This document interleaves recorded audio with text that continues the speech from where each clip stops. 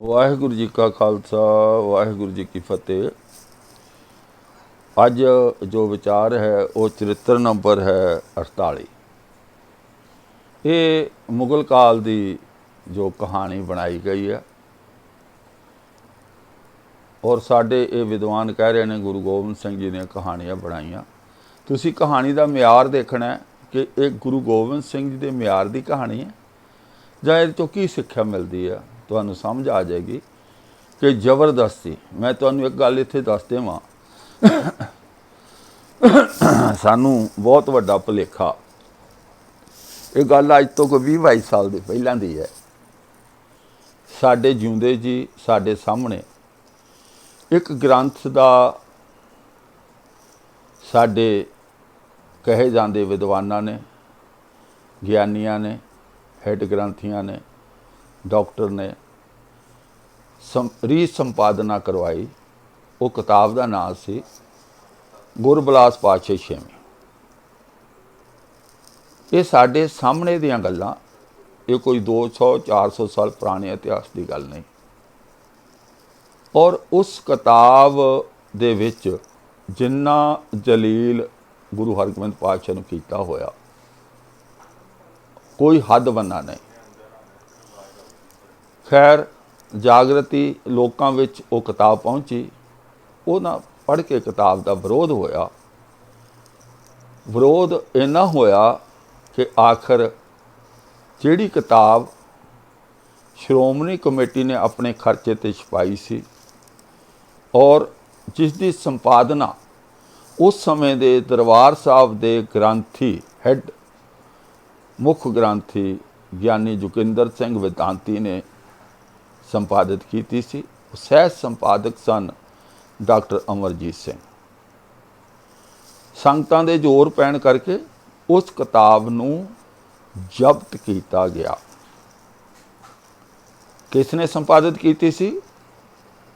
ਦਰਬਾਰ ਸਾਹਿਬ ਦੇ ਮੁੱਖ ਗ੍ਰੰਥੀ ਨੇ, ਗਿਆਨੀ ਜੋਗਿੰਦਰ ਸਿੰਘ ਵੇਦਾਂਤੀ ਨੇ।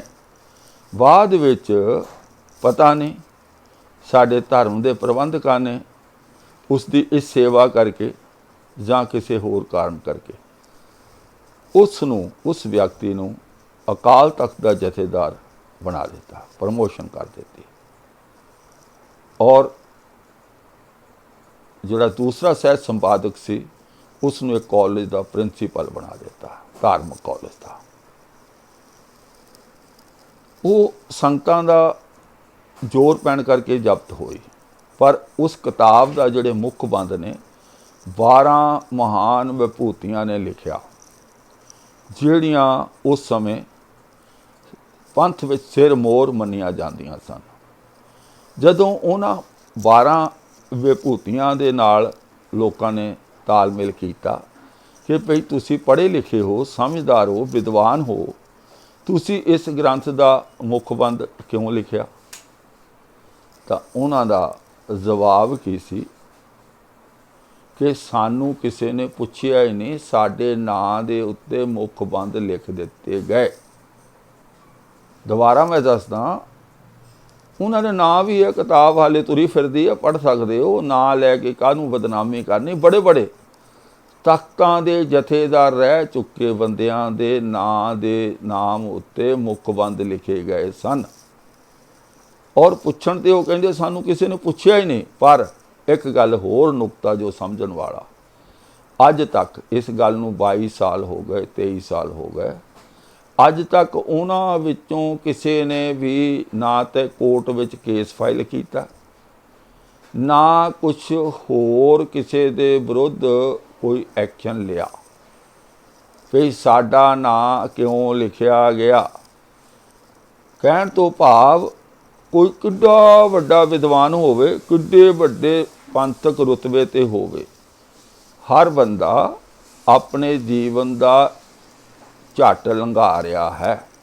ਉਹ ਆਮ ਸਿੱਖਾਂ ਦੀਆਂ ਨਜ਼ਰਾਂ ਵਿੱਚ ਬਹੁਤ ਵੱਡਾ ਹੈ, ਪਰ ਉਹ ਆਪਣੇ ਆਪ ਵਿੱਚ ਇੰਨਾ ਛੋਟਾ ਕਿ ਇੱਕ ਆਮ ਸਿੱਖ ਨਾਲੋਂ ਵੀ ਛੋਟਾ, ਕਿਉਂਕਿ ਉਹ ਦ੍ਰਿੜਤਾ ਨਾਲ ਸੱਚ ਪ੍ਰਗਟ ਕਰਨ ਤੋਂ ਡਰਦਾ ਹੈ। ਕਿਉਂਕਿ ਉਹਦਾ ਜਿਹੜਾ ਰੁਤਬਾ ਬਣਿਆ ਹੋਇਆ ਹੁੰਦਾ ਹੈ ਨਾ ਸਮਾਜ ਵਿੱਚ, ਉਹ ਉਸ ਨੂੰ ਬਚਾਉਂਦਾ ਬਚਾਉਂਦਾ ਚੋਪੀ ਭਲੀ ਸਮਝਦਾ ਹੈ। ਤੇ ਇਹ ਜੇ ਕਿਸੇ ਨੂੰ ਸ਼ੱਕ ਹੋਵੇ, ਮੈਂ ਉਹਨਾਂ ਵਿਭੂਤੀਆਂ ਦੇ ਨਾਂ ਤੁਹਾਨੂੰ ਭੇਜ ਸਕਦਾ ਹਾਂ, ਔਰ ਤੁਸੀਂ ਕਿਤਾਬ ਵਿੱਚੋਂ ਉਹਨਾਂ ਜਥੇਦਾਰਾਂ ਦੇ ਨਾਂ ਪੜ੍ਹ ਸਕਦੇ ਹੋ। ਇਹ ਮੈਂ ਤੁਹਾਨੂੰ ਤਾਂ ਦੱਸ ਰਿਹਾ, ਅੱਜ ਜਦੋਂ ਵਿਚਿੱਤਰ ਨਾਟਕ ਸਾਡੇ ਤੇ ਥੋਪਿਆ ਜਾ ਰਿਹਾ ਨਾ, ਕਿਹਾ ਜਾ ਰਿਹਾ ਜੀ ਉਹ ਫਲਾਨੀ ਮਹਾਨ ਹਸਤੀ ਨੇ ਇਹ ਲਿਖਿਆ, ਫਲਾਨੀ ਮਹਾਨ ਹਸਤੀ ਨੇ ਲਿਖਵਾਇਆ। ਪਤਾ ਨਹੀਂ ਉਸਨੇ ਲਿਖਿਆ ਜਾਂ ਲਿਖਵਾਇਆ ਜਾਂ ਉਹਦਾ ਨਾਂ ਵਿੱਚ ਲਿਖ ਦਿੱਤਾ ਗਿਆ, ਜਾਂ ਫਲਾਨੀ ਮਹਾਨ ਹਸਤੀ ਵੀ ਸਾਡੇ ਲਈ ਮਹਾਨ ਲੱਗ ਰਹੀ ਆ, ਉਹ ਮਹਾਨ ਸੀਗੀ ਵੀ ਕਿ ਨਹੀਂ, ਕਿ ਸਰਕਾਰੇ ਦਰਬਾਰੇ ਉਹ ਮਿਲੀ ਹੋਈ ਤਾਂ ਨਹੀਂ ਸੀ। ਅੱਜ ਸਾਡੇ ਸਾਹਮਣੇ 20 ਸਾਲ 22 ਸਾਲ ਪਹਿਲਾਂ ਦੀ ਘਟਨਾ ਸਾਡੇ ਅੱਖਾਂ ਸਾਹਮਣੇ ਵਾਪਰੀ ਹੈ, ਕਿਸੇ ਨੇ ਕੋਈ ਐਕਸ਼ਨ ਨਹੀਂ ਲਿਆ। ਤੇ ਜਿਹੜੀਆਂ 2 ਸਦੀਆਂ ਪੁਰਾਣੀਆਂ ਗੱਲਾਂ ਉਹਦੇ ਤੇ ਕਿਵੇਂ ਯਕੀਨ ਕਰ ਲਈਏ ਕਿ ਸਭ ਸੱਚ ਹੋਵੇ। ਭਾਵ ਇਹ ਸਭ ਗੋਲਮਾਲ ਹੈ, ਗ੍ਰੰਥ ਲਿਖ ਕੇ ਸਾਡੇ ਗਲ ਮੜ ਦਿੱਤਾ ਗਿਆ। ਆਓ ਅਸੀਂ ਚਰਿੱਤਰ ਪੜ੍ਹਦੇ ਹਾਂ ਕਿ ਜਿਵੇਂ ਗੁਰਬਿਲਾਸ ਪਾਤਸ਼ਾਹ ਛੇਵੀਂ ਥੋਪੀ ਜਾਣੀ ਸੀ, ਉਹ ਸਾਡੇ ਉਹ ਜਥੇਦਾਰ ਜੋਗਿੰਦਰ ਸਿੰਘ ਵੇਦਾਂਤੀ ਦਾ ਪਤਾ ਕੀ ਸੁਝਾਅ ਸੀ। ਉਹਦੀ ਰਿਕਮੈਂਡੇਸ਼ਨ ਇਹ ਸੀ ਕਿ ਇਹਦੀ ਕਥਾ ਗੁਰਦੁਆਰਿਆਂ ਵਿੱਚ ਰੋਜ਼ ਹੋਣੀ ਚਾਹੀਦੀ ਹੈ, ਜਿਸ ਗ੍ਰੰਥ ਵਿੱਚ 6ਵੇਂ ਪਾਤਸ਼ਾਹ ਦਾ 5ਵੇਂ ਪਾਤਸ਼ਾਹ ਦਾ ਮਾਤਾ ਗੰਗਾ ਜੀ ਦੀ ਉਹ ਮਿੱਟੀ ਪਲੀਤ ਕੀਤੀ ਗਈ ਸੀ, ਉਹ ਘਟੀਆ ਸ਼ਬਦਾਵਲੀ ਘਟੀਆ ਕਹਾਣੀ ਲਿਖੀ ਗਈ ਸੀ ਜਿਹਦਾ ਕੋਈ ਹੱਦ ਬੰਨਾ ਨਹੀਂ। ਪਰ ਇਹਨਾਂ ਦੇ ਅੱਖਾਂ 'ਤੇ ਪਤਾ ਨਹੀਂ ਦਿਮਾਗ ਨੂੰ ਤਾਲੇ ਲੱਗੇ ਨੇ, ਅੱਖਾਂ 'ਤੇ ਪੱਟੀ ਬੰਨੀ ਹੋਈ ਨੇ। ਕੀ ਗੱਲ ਆ, ਇਹ ਸਾਰਾ ਜੋ ਕੂੜ ਕਬਾੜ ਸਾਡੇ ਵਿਹੜੇ ਵਿੱਚ ਲਿਆ ਕੇ ਸੁੱਟਣ ਦੀ ਕੋਸ਼ਿਸ਼ ਕਰਦੇ ਨੇ। ਚਰਿੱਤਰ ਨੰਬਰ ਹੈ 48 ਦੋਹਰਾ। ਹਾਂ, ਪੰਨਾ ਨੰਬਰ ਹੈ 1198 ਤੋਂ ਸ਼ੁਰੂ ਹੁੰਦਾ, 97 98 ਤੋਂ, ਜੋ ਡਾਕਟਰ ਰਤਨ ਸਿੰਘ ਜੱਗੀ ਨੇ ਗ੍ਰੰਥ ਲਿਖਿਆ ਹੋਇਆ, ਤਾਂ ਕਿ ਕਿਸੇ ਨੇ ਰੈਫਰ ਕਰਨਾ ਹੋਵੇ ਤੇ ਆਸਾਨੀ ਰਹੇਗੀ। ਜਹਾਂਗੀਰ ਬਾਦਸ਼ਾਹ ਦੀ ਨੂਰ ਜਹਾਂ ਬੇਗਮ ਸੀ, ਉਸਨੇ ਆਪਣਾ ਪਤੀ ਵਸ ਵਿੱਚ ਕੀਤਾ ਹੋਇਆ ਸੀ। ਇਹ ਗੱਲ ਜਿੱਥੇ ਕਿੱਥੇ ਪਸਰੀ ਹੋਈ ਸੀ। ਚੌਪਈ ਨੂਰ ਜਹਾਂ ਨੇ ਇਸ ਤਰ੍ਹਾਂ ਕਿਹਾ ਕਿ ਹੇ ਮੇਰੇ ਜਹਾਂਗੀਰ ਬਾਦਸ਼ਾਹ, ਸੁਣੋ, ਮੈਂ ਤੇ ਤੁਸੀਂ ਸਾਰੀਆਂ ਇਸਤਰੀਆਂ ਨੂੰ ਨਾਲ ਬੁਲਾ ਕੇ ਅੱਜ ਸ਼ਿਕਾਰ 'ਤੇ ਜਾਵਾਂਗੇ। ਦੋਹਰਾ ਜਹਾਂਗੀਰ ਇਹ ਗੱਲ ਸੁਣ ਕੇ ਸ਼ਿਕਾਰ ਖੇਡਣ ਲਈ ਚੜ੍ਹ ਪਿਆ, ਸਖੀਆਂ ਸਹੇਲੀਆਂ ਨੂੰ ਨਾਲ ਲੈ ਕੇ ਵਣ ਵਿੱਚ ਪਹੁੰਚ ਗਿਆ। ਉਹਨਾਂ ਇਸਤਰੀਆਂ ਨੇ ਸਰੀਰ ਉੱਤੇ ਲਾਲ ਵਸਤਰ ਧਾਰਨ ਕੀਤੇ ਹੋਏ ਸਨ ਅਤੇ ਇਸ ਤਰ੍ਹਾਂ ਚਮਕ ਰਹੀਆਂ ਸਨ ਕਿ ਬੰਦਿਆਂ ਦਾ ਕੀ ਦੇਵਤਿਆਂ ਦੇ ਦਿਲਾਂ ਨੂੰ ਵੀ ਚੁਰਾ ਰਹੀਆਂ ਸਨ। ਭਾਵ ਬਹੁਤ ਹੀ ਅਟਰੈਕਸ਼ਨ ਵਾਲੀਆਂ ਸਨ। ਨਵੇਂ ਵਸਤਰ, ਨਵੀਂ ਜਵਾਨੀ ਅਤੇ ਸੁੰਦਰ ਤੇ ਅਨੂਪਮ ਇਸਤਰੀਆਂ ਕਾਮਦੇਵ ਦੀ ਇਸਤਰੀ ਰਤੀ ਦਾ ਰੂਪ ਬਣ ਕੇ ਵਣ ਵਿੱਚ ਫਿਰ ਰਹੀਆਂ ਸਨ। ਕੋਈ ਗੋਪੀ ਸੀ ਅਤੇ ਕੋਈ ਗੋਰੀ ਸੀ ਅਤੇ ਕੋਈ ਸਾਂਵਲੀ ਹੱਸ ਹੱਸ ਕੇ ਧਮਾਰ ਪਾ ਰਹੀਆਂ ਸਨ ਅਤੇ ਜਹਾਂਗੀਰ ਬਾਦਸ਼ਾਹ ਤੋਂ ਕੁਰਬਾਨ ਹੋ ਰਹੀਆਂ ਸਨ। ਸਾਰੀਆਂ ਇਸਤਰੀਆਂ ਚੌਪਈ ਸਾਰੀਆਂ ਇਸਤਰੀਆਂ ਹਾਥੀਆਂ ਉੱਪਰ ਸਵਾਰ ਹੋ ਗਈਆਂ। ਸਭ ਨੇ ਹੱਥ ਵਿੱਚ ਬੰਦੂਕਾਂ ਲੈ ਲਈਆਂ, ਹੱਸ ਹੱਸ ਕੇ ਬੋਲ ਸੁਣਾਉਂਦੀਆਂ ਸਨ ਅਤੇ ਜਹਾਂਗੀਰ ਨੂੰ ਸਿਰ ਨਿਵਾ ਰਹੀਆਂ ਸਨ। ਸਭ ਇਸਤਰੀਆਂ ਨੇ ਚੋਟੀਆਂ ਬਣਾਈਆਂ ਹੋਈਆਂ ਸਨ ਅਤੇ ਇੱਕ ਹਿਰਨ ਵੀ ਜਾਣ ਨਹੀਂ ਦੇ ਰਹੀਆਂ ਸਨ। ਕਈ ਇਸਤਰੀਆਂ ਸਵਾਰੀਆਂ ਭਾਵ ਰੱਥਾਂ ਵਗੈਰਾ 'ਤੇ ਚੜ੍ਹੀਆਂ ਹੋਈਆਂ ਸਨ, ਕਈ ਘੋੜੀਆਂ 'ਤੇ ਅਤੇ ਕਈ ਹਾਥੀਆਂ ਉੱਤੇ ਸਵਾਰ ਸਨ। ਕਿਸੇ ਨੇ ਬੰਦੂਕ ਫੜੀ ਹੋਈ ਸੀ, ਕਿਸੇ ਨੇ ਕਿਰਪਾਨ ਪਕੜੀ ਹੋਈ ਸੀ, ਕਿਸੇ ਨੇ ਕਟਾਰ ਕੱਢੀ ਹੋਈ ਸੀ ਅਤੇ ਕਿਸੇ ਨੇ ਕਮਾਨ ਕੱਸੀ ਹੋਈ ਸੀ। ਚੌਪਈ ਪਹਿਲਾਂ ਹਿਰਨਾਂ ਪਿੱਛੇ ਕੁੱਤੇ ਭਜਾਏ ਅਤੇ ਫਿਰ ਚਿਤਰਿਆਂ ਦੁਆਰਾ ਹਿਰਨਾਂ ਨੂੰ ਪਕੜਵਾਇਆ। ਵਾਜਾਂ ਅਤੇ ਜੁਰੀਆਂ ਨਾਲ ਸ਼ਿਕਾਰ ਕੀਤਾ। ਜਹਾਂਗੀਰ ਬਾਦਸ਼ਾਹ ਦਾ ਨੂਰ ਜਹਾਂ ਪ੍ਰਤੀ ਅਪਾਰ ਪਿਆਰ ਸੀ। ਨੂਰ ਜਹਾਂ ਨੇ ਬੰਦੂਕ ਚਲਾ ਕੇ ਰੋਜ਼ ਭਾਵ ਨੀਲਗਾਉਂ, ਹਿਰਨ, ਚੰਖਾਰ, 12 ਸਿੰਘੇ ਮਾਰੇ। ਕਿਤਨਿਆਂ ਨੂੰ ਬੇਗਮਾਂ ਨੇ ਤੀਰਾਂ ਨਾਲ ਮਾਰ ਦਿੱਤਾ ਅਤੇ ਇਸ ਤਰ੍ਹਾਂ ਪਸ਼ੂਆਂ ਨੇ ਜਮ ਲੋਕ ਵੱਲ ਚਾਲੇ ਪਾਏ। ਦੋਹਰਾ ਬੇਗਮ ਦਾ ਰੂਪ ਵੇਖ ਕੇ ਬਹੁਤ ਹਿਰਨ ਖੁਸ਼ ਹੋ ਗਏ ਅਤੇ ਬਿਨਾਂ ਬਾਣ ਲੱਗੇ ਧਰਤੀ ਉੱਤੇ ਮੁਰਛਿਤ ਹੋ ਕੇ ਡਿੱਗ ਪਏ। ਜਾਨਵਰ ਔਰਤਾਂ ਦੀ ਸੁੰਦਰਤਾ ਨੂੰ ਦੇਖ ਕੇ ਬੇਹੋਸ਼ ਹੋ ਗਏ, ਕਿਉਂਕਿ ਕਵੀ ਦੀ ਕਲਪਨਾ ਜਿੱਧਰ ਮਰਜੀ ਉਡਾਰੀ ਮਾਰੋ, ਪਰ ਦੁੱਖ ਦੀ ਗੱਲ ਇਹ ਹੈ ਕਿ ਇਹ ਸਭ ਕੁਝ ਗੁਰੂ ਗੋਬਿੰਦ ਸਿੰਘ ਜੀ ਦੇ ਸਿਰ ਪਾਇਆ ਜਾ ਰਿਹਾ ਹੈ। ਜਿਨ੍ਹਾਂ ਨੂੰ ਤਿੱਖੀ ਤਲਵਾਰ ਲੱਗੇ ਉਹਨਾਂ ਨੂੰ ਤਾਂ ਬਚਾਇਆ ਜਾ ਸਕਦਾ ਹੈ, ਪਰ ਜਿਨ੍ਹਾਂ ਨੂੰ ਨੈਣਾ ਦੇ ਬਾਣ ਲੱਗੇ ਹੋਣ ਉਹਨਾਂ ਦੇ ਬਚਾਓ ਦਾ ਕੋਈ ਉਪਾਅ ਨਹੀਂ ਹੋ ਸਕਦਾ। ਚੌਪਈ। ਕਈ ਸਹੇਲੀਆਂ ਘੋੜਿਆਂ ਨੂੰ ਦੌੜਾਉਂਦੀਆਂ ਸਨ ਅਤੇ ਹਿਰਨਾਂ ਤੱਕ ਪਹੁੰਚ ਕੇ ਉਹਨਾਂ ਨੂੰ ਜ਼ਖਮੀ ਕਰਦੀਆਂ ਸਨ। ਕਈਆਂ ਨੇ ਹਿਰਨਾਂ ਨੂੰ ਨੈਣਾ ਦੇ ਤੀਰ ਮਾਰੇ, ਉਹ ਵਿਚਾਰੇ ਪ੍ਰਾਣਹੀਣ ਹੋ ਕੇ ਡਿੱਗ ਪਏ ਸਨ। ਬਸ ਕਵੀ ਦੀ ਉਡਾਰੀ ਹੈ, ਨੈਣਾ ਦੇ ਤੀਰ ਮਾਰ ਕੇ ਸ਼ਿਕਾਰ ਕਰ ਲਿਆ। ਲਓ ਜੀ, ਫਿਰ ਹਾਥੀ ਨੂੰ ਵੀ ਨੈਣਾ ਦੇ ਤੀਰ ਮਾਰਨੇ ਸੀ, ਜਾਂ ਸ਼ੇਰ ਨੂੰ। ਹੁਣ ਸ਼ੇਰ ਦੀ ਗੱਲ ਆਉਣੀ ਨਾ, ਉੱਥੇ ਵੀ ਇਹੀ ਤੀਰ ਚਲਾ ਦੇਣਾ ਸੀ। ਸ਼ੇਰ ਨਹੀਂ ਲੱਗਦਾ ਮੋਹਿਤ ਹੋਇਆ। ਇਸ ਤਰ੍ਹਾਂ ਨਾਲ ਸ਼ਿਕਾਰ ਕੀਤਾ। ਉਦੋਂ ਤੱਕ ਇੱਕ ਵੱਡਾ ਸ਼ੇਰ ਆ ਨਿਕਲਿਆ। ਉਸ ਦੀ ਆਵਾਜ਼ ਬਾਦਸ਼ਾਹ ਨੇ ਕੰਨੀ ਸੁਣ ਲਈ ਅਤੇ ਸਾਰੀਆਂ ਇਸਤਰੀਆਂ ਇਕੱਠੀਆਂ ਹੋ ਕੇ ਉੱਥੇ ਆ ਗਈਆਂ। ਦੋਹਰਾ। ਬਹੁਤ ਸਾਰੇ ਗੈਂਡਿਆਂ ਅਤੇ ਜੰਗਲੀ ਝੋਟਿਆਂ ਨੂੰ ਅੱਗੇ ਕਰ ਲਿਆ ਅਤੇ ਉਹਨਾਂ ਦੇ ਪਿੱਛੇ ਬੇਗਮਾਂ ਨਾਲ ਸੁਸ਼ੋਭਿਤ ਹੋ ਕੇ ਬਾਦਸ਼ਾਹ ਚੱਲ ਪਿਆ। ਦੋਹਰਾ। ਚੌਪਈ। ਉਸ ਨੂੰ ਵੇਖ ਕੇ ਜਹਾਂਗੀਰ ਨੇ ਬੰਦੂਕ ਚਲਾਈ। ਸ਼ੇਰ ਨੂੰ ਦੇਖ ਕੇ ਜਹਾਂਗੀਰ ਨੇ ਬੰਦੂਕ ਚਲਾਈ, ਪਰ ਉਹ ਸ਼ੇਰ ਨੂੰ ਜਾ ਕੇ ਨਾ ਲੱਗੀ। ਬਹੁਤ ਕ੍ਰੋਧਿਤ ਹੋ ਕੇ ਸ਼ੇਰ ਭੱਜਿਆ ਅਤੇ ਬਾਦਸ਼ਾਹ ਦੇ ਉੱਪਰ ਆਇਆ। ਸ਼ੇਰ ਦੇ ਆਉਂਦਿਆਂ ਹੀ ਹਥਨੀ ਦੌੜ ਗਈ ਅਤੇ ਨੂਰ ਜਹਾਂ ਆਦਿ ਕੋਈ ਵੀ ਠਹਿਰ ਨਾ ਸਕੀ। ਜਦੋਂ ਜੋਧਾ ਬਾਈ ਨੇ ਇਹ ਸਥਿਤੀ ਵੇਖੀ ਅਤੇ ਉਸ ਸ਼ੇਰ ਨੂੰ ਬੰਦੂਕ ਦੀ ਗੋਲੀ ਮਾਰੀ। ਦੋਹਰਾ। ਬੰਦੂਕ ਦੀ ਗੋਲੀ ਲੱਗਦਿਆਂ ਹੀ ਸ਼ੇਰ ਨੇ ਪ੍ਰਾਣ ਤਿਆਗ ਦਿੱਤੇ ਅਤੇ ਬੇਗਮ ਨੇ ਆ ਕੇ ਜਹਾਂਗੀਰ ਨੂੰ 3 ਵਾਰ ਸਲਾਮ ਕੀਤਾ। ਚੌਪਈ।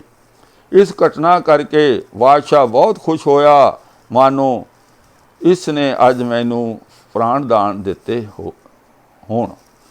ਉਸ ਨੇ ਆਪਣੀ ਇਸਤਰੀ ਨੂੰ ਧੰਨ ਧੰਨ ਕਹਿ ਕੇ ਆਖਿਆ ਕਿ ਇਸ ਨੇ ਮੈਨੂੰ ਪ੍ਰਾਣ ਦਾਨ ਦਿੱਤਾ ਹੈ। ਦੋਹਰਾ। ਨੂਰ ਜਹਾਂ ਦੀ ਇੱਕ ਸਹੇਲੀ ਨੇ ਇਹ ਸਾਰਾ ਕੌਤਕ ਵੇਖ ਕੇ ਜਹਾਂਗੀਰ ਨੂੰ ਸੁਣਾਉਂਦਿਆਂ ਹੋਇਆਂ ਇਹ ਗੱਲ ਚੰਗੀ ਤਰ੍ਹਾਂ ਕਹੀ। ਚੌਪਈ। ਜਿਸ ਨੇ ਭਲਵਾਨ ਸ਼ੇਰ ਨੂੰ ਮਾਰ ਦਿੱਤਾ ਹੈ, ਉਸ ਅੱਗੇ ਵਿਚਾਰਾ ਮਨੁੱਖ ਕੀ ਹੈ। ਹੇ ਪਰਮਾਤਮਾ ਦਇਆ, ਅਸੀਂ ਹੁਣ ਕੀ ਕਰੀਏ। ਹੇ ਪਰਮਾਤਮਾ ਦਇਆ ਕਰੋ, ਅਸੀਂ ਹੁਣ ਕੀ ਕਰੀਏ। ਅਜਿਹੀ ਢੀਠ ਨਾਰ ਤੋਂ ਡਰਨਾ ਹੀ ਭਲਾ ਹੈ। ਉਹ ਢੀਠ ਨਾਰ ਹੋ ਗਈ। ਇੱਥੇ ਢੀਠ ਨੈਗੇਟਿਵ ਕਿਹਾ, ਪਰ ਜਾਪ ਸਾਹਿਬ ਵਿੱਚ ਕਹਿੰਦੇ ਉਹ ਰੱਬ ਦੇ ਅਤ ਢੀਠ ਕਰਮ। ਅਤ ਢੀਠ, ਅਤ ਦਾ ਢੀਠ ਰੱਬ ਨੂੰ ਕਿਹਾ ਗਿਆ। ਅੜਿਲ। ਜਦ ਜਹਾਂਗੀਰ ਨੇ ਇਹ ਬੋਲ ਕੰਨਾਂ ਨਾਲ ਸੁਣੇ ਤਾਂ ਮਨ ਵਿੱਚ ਗੁੱਸੇ ਹੋ ਕੇ ਆਪਣੇ ਸਿਰ ਨੂੰ ਹਿਲਾਇਆ। ਅਜਿਹੀ ਇਸਤਰੀ ਦੇ ਨੇੜੇ ਫਿਰ ਨਹੀਂ ਜਾਣਾ ਚਾਹੀਦਾ, ਕਿਉਂਕਿ ਦੇਹ ਦਾ ਨਾਸ਼ ਕਰਕੇ ਫਿਰ ਕੀ ਪ੍ਰਾਪਤ ਕਰਾਂਗੇ। ਚੌਪਈ। ਜਹਾਂਗੀਰ ਇਹ ਵਚਨ ਸੁਣ ਕੇ ਡਰ ਗਿਆ ਅਤੇ ਉਸ ਇਸਤਰੀ ਦਾ ਬਹੁਤ ਡਰ ਮਨ ਵਿੱਚ ਅਨੁਭਵ ਕੀਤਾ। ਉਸ ਨੂੰ ਸ਼ੇਰ ਮਾਰਨ ਵੇਲੇ ਦੇਰ ਨਹੀਂ ਲੱਗੀ। ਉਸ ਅੱਗੇ ਮਨੁੱਖ ਵਿਚਾਰਾ ਕੀ ਹੈ। ਦੋਹਰਾ। ਇਸਤਰੀਆਂ ਦੇ ਚਰਿੱਤਰ ਦੀ ਅਜੀਬ ਗਤੀ ਹੈ, ਜਿਸ ਨੂੰ ਕਿਸੇ ਨੇ ਨਹੀਂ ਸਮਝਿਆ। ਇਹ ਜੋ ਚਾਹੁੰਦੀ ਹੈ ਉਹੀ ਕਰਦੀ ਹੈ ਅਤੇ ਜੋ ਚਾਹੁੰਦੀ ਹੈ ਉਹੀ ਹੁੰਦਾ ਹੈ। ਪ੍ਰੀਤਮ ਨੂੰ ਬਚਾਇਆ ਅਤੇ ਬੰਦੂਕ ਦੇ ਇੱਕ ਵਾਰ ਨਾਲ ਸ਼ੇਰ ਨੂੰ ਮਾਰ ਦਿੱਤਾ। ਉਸ ਨੂੰ ਪਲ ਵਿੱਚ ਛਲ ਕੇ ਚਲੀ ਗਈ ਅਤੇ ਸਥਿਤੀ ਹੋਰ ਦੀ ਹੋਰ ਹੋ ਗਈ। ਜਹਾਂਗੀਰ ਬਾਦਸ਼ਾਹ ਤਦ ਤੋਂ ਮਨ ਵਿੱਚ ਉਦਾਸ ਹੋ ਗਿਆ ਅਤੇ ਉਸ ਇਸਤਰੀ ਨਾਲ ਗੱਲਾਂ ਕਰਨੋਂ ਸਦਾ ਡਰਦਾ ਹੋਇਆ ਨਿਰਾਸ਼ ਹੋ ਗਿਆ। ਇੱਥੇ ਸ਼੍ਰੀ ਚਰਿਤ੍ਰੋਪਖਿਆਨ ਦੇ ਤ੍ਰਿਆ ਚਰਿੱਤਰ ਦੇ ਮੰਤਰੀ ਭੂਪ ਸੰਵਾਦ ਦੇ 48ਵੇਂ ਚਰਿੱਤਰ ਦੀ ਸਮਾਪਤੀ ਸਭ ਸ਼ੁਭ ਹੈ ਚੱਲਦਾ। ਸੋ ਆਹ ਜਿਹੜੀ ਕਹਾਣੀ ਅਸੀਂ ਪੜ੍ਹੀ ਸੁਣੀ ਹੈ, ਥੋੜ੍ਹਾ ਜਿਹਾ ਅੰਦਾਜ਼ਾ ਲਗਾਓ कि गुरु गोबिंद सिंह जी ये कह रहे ने कहानी सानू सुना रहे हैं। जहांगीर इस हिंदुस्तान का बादशाह सी, उसने जुल्म कीते, भैड़ा सी, पर एक गल समझण वाली है कि दिमाग पक्षों खोखला सी, इन्ना खोखला कि जिस औरत ने उसकी जान बचाई उसनू ये गल समझ ना आई कि वो औरत दूसरी चरित्र कर रही है, वो तोहमत ला रही है, वो उसनू चंगा नहीं समझती, इन्नी सोझी नहीं सी। और असी गुरु गोबिंद सिंह की गल पाती भी गुरु गोबिंद सिंह जी ऐसियां कहानियां बनाने लगे, कोलों बैठे उन्होंने इसका मतलब कहानी बनाई। जे ये किते पहला लिखिया होया तो फिर उस ग्रंथ का वेरवा तो दिओ ना, कित्थे लिखिया होया कि गुरु गोबिंद सिंह जी ने, क्योंकि संत सिंह मस्कीन जी कह रहे हैं कि महारिषि वास्तायन का कामसूत्र ग्रंथ है, वो लिखिया होया नहीं, मैं पढ़ लिया, सारिਆਂ ਨੂੰ दस दिता। हुण ਜਿਹੜੇ ਵੀਰ इस नूं दशमेश पिता के गल पाउणा चाहुंदे हो उन्होंने ये दसना पेगा कि ये दशमेश पिता जी ने आप कहानी बनाई जां उन्होंने ये कहानी किसी होर ग्रंथ विचों पढ़ी। जे किसी ग्रंथ विचों पढ़ी तो वो ग्रंथ का रैफरेंस दिओ। जे उन्होंने आप बनाई तो कि तुसी दशमेश पिता जी नूं इन्ने हल्के दिमाग का समझते हो कि जिस कहानी का कोई सिर पैर ही नहीं आ, वो जहांगीर बादशाह नूं एडा दिमाग तो खाली दस रहा कि भाई वो जिस जनानी ने उसकी जान बचाई उसनूं वो कदी मुड़ के उसनूं पसंद ही नहीं करता सी। कमाल की गल नहीं, भाव ऊल जलूल बिना मतलब एडा वड्डा ग्रंथ बनाउणा सी, बना के साडे मत्थे मढ़ दिता। इहदे विच कुछ नहीं, ना दशमेश पिता जी ने कुछ लिखिया, ना उन्हां दा कुछ लैना देना। जिवें तुहानूं भूमिका विच मैं दस्सिया सी, जिवें वो गुरबिलास पातशाही छेवीं साडे सिर मढ़ी जा रही नहीं मढ़ी जा रही सी, इसे तरह ये ग्रंथ साडे सिर ते मढ़िया गया। इहदे नाल साडा कोई लैना देना नहीं। हर वीर नूं मैं यही बेनती करांगा, आप पढ़ो, तुहानूं पन्ना नंबर दस दिता है, तुहानूं चरित्र नंबर दस दिता है, तुहानूं समझ आ जाएगी। इहदे विच कुछ भी साडे लाहेयोग काम वाली गल नहीं है। अज दी विचार इत्थे समाप्त करदे हां। भुल्लां चुकां दी माफ़ी, बेनती कोई कि जे ये उद्यम चंगा लगदा है तो मेरे चैनल नूं सबसक्राइब करो और वीडियो नूं वध तों वध साझा करो, वीडियो नूं लाइक भी करो, पसंद भी करो, चंगा लगदा ते फिर थोड़ी जी हिम्मत करो। मैं अपना काम करदा, तुसीं अपना काम करो।